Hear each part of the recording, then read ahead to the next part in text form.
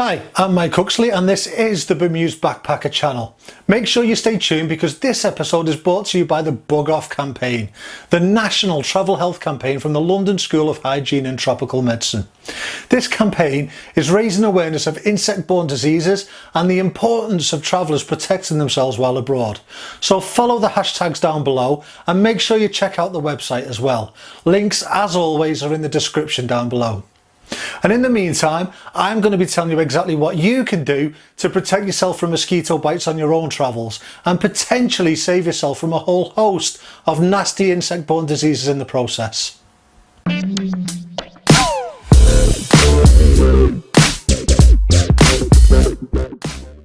If you go backpacking in parts of the world where mosquitoes are a nuisance, particularly tropical or subtropical regions, then you need to know how to protect yourself from them. This isn't just because mosquito bites are a pain in the backside, because they are. It's because depending on where you are in the world, a mosquito bite also carries a varying risk of disease as well. And it's not just malaria either, even though that's probably the one that most travellers are concerned about.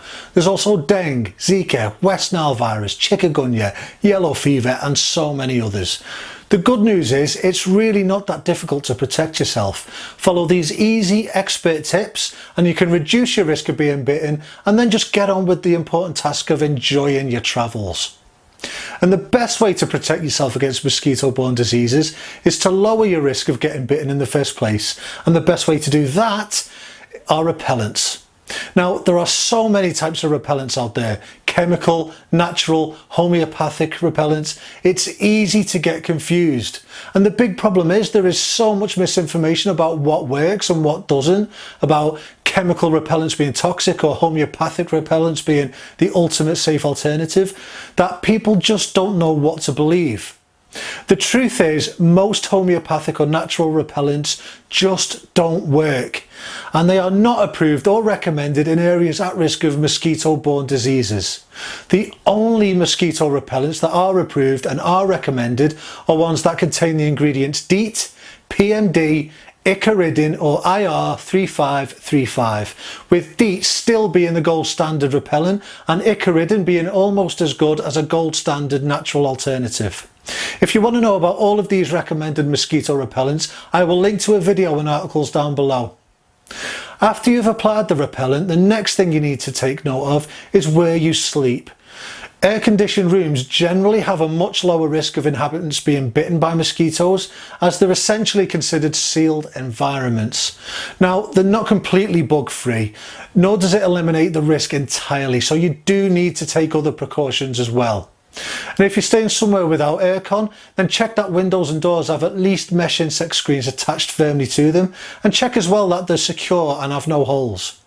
And if your accommodation has none of these and you're essentially out in the open in an area where mosquitoes are prevalent, then you are at risk of being bitten.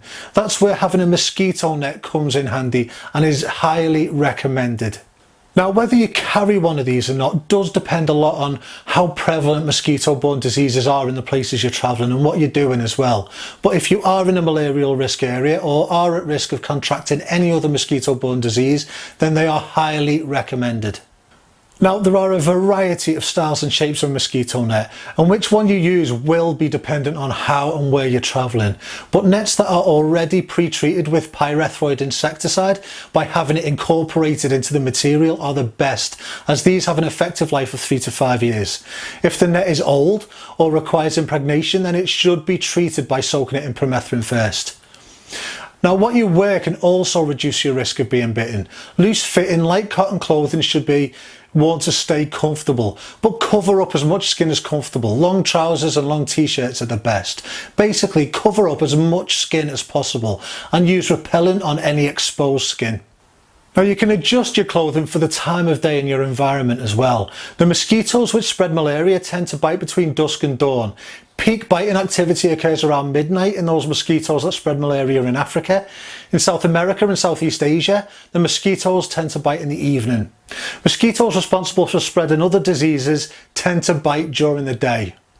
They're also more active around water sources, so keep that in mind if you're staying near a river or a rice paddy or anything like that as well. Now, you can also get coils and plug-in devices, but these aren't the most reliable protection on their own, and anything that is oil of citronella based isn't considered to be effective.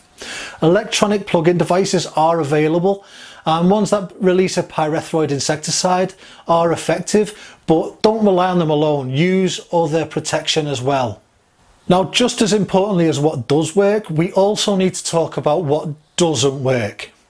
And despite a lot of word of mouth misinformation and local law, there is no food and no drink that will magically stop you being bitten by a mosquito. Herbs, supplements, homeopathic alternatives to DEET do not stop you being bitten. The same is true for vitamin B1 or B12. The mosquito repellent bans don't work either. There's just not enough repellent in them to keep the mosquitoes away. And finally, buzzers that emit that high frequency sound wave have been found to be completely ineffective, so don't waste your money or bother with any of them. Stick to the tried, tested and proven methods above, and you will drastically decrease your risk of being bitten.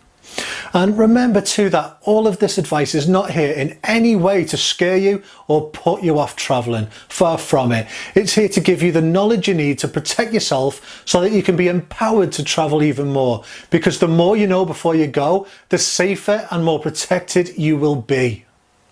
So that's it guys, thank you so much for watching, and if you haven't already, please hit those thumbs up and subscribe buttons, and if you like what you see and want to support the channel, check out all the good stuff on the website as well, and come and join in the conversation on social media too.